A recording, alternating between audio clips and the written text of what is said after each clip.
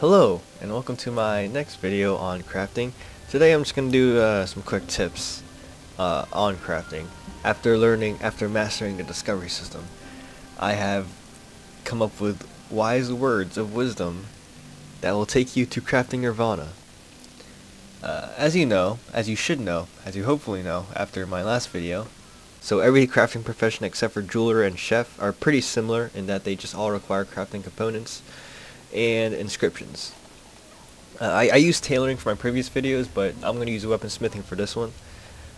So for tier 1, each weapon that you make, so for weaponsmithing, to make an axe, so for the axe, there are 12 different discovery recipes that you can make, which correspond to each of these inscriptions. So in tier 1, I get a total of 12 inscriptions. Right now I only have 6, but I'll get the last 6 at level 50.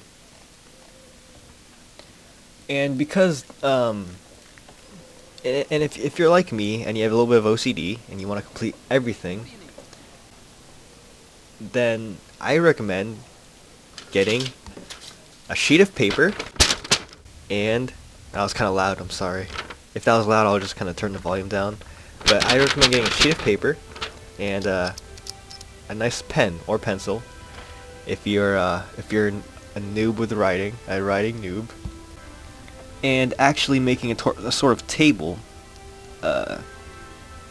which has, axe, dagger, greatsword, hammer, spear, and sword on one row, and then on the other side, on the y-axis, you'll have all the insignias, like the healing insignias, the mighty insignias, and the precise insignias, and all that jazz.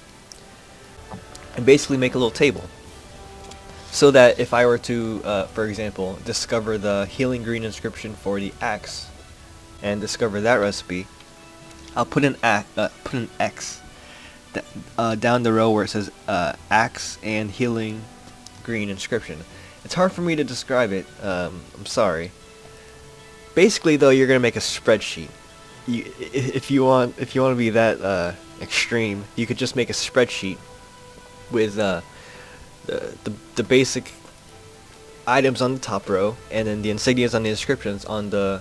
I'll use my little pointer here with the basic weapons and all that on one row, and then on the other row you'll have the inscriptions and the insignias.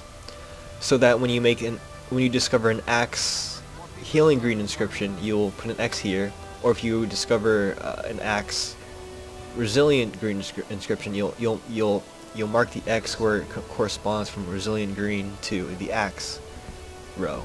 You get what I'm saying?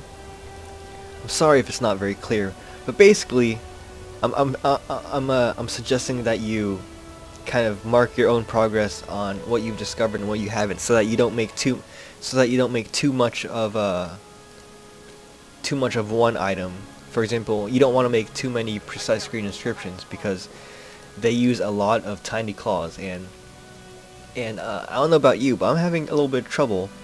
I'm having a bit of trouble having a lot of these fine materials. They're very tough to come by. And that'll be about it. You can like, you can subscribe, and you can comment. Alright, that'll be it for today. Signing off.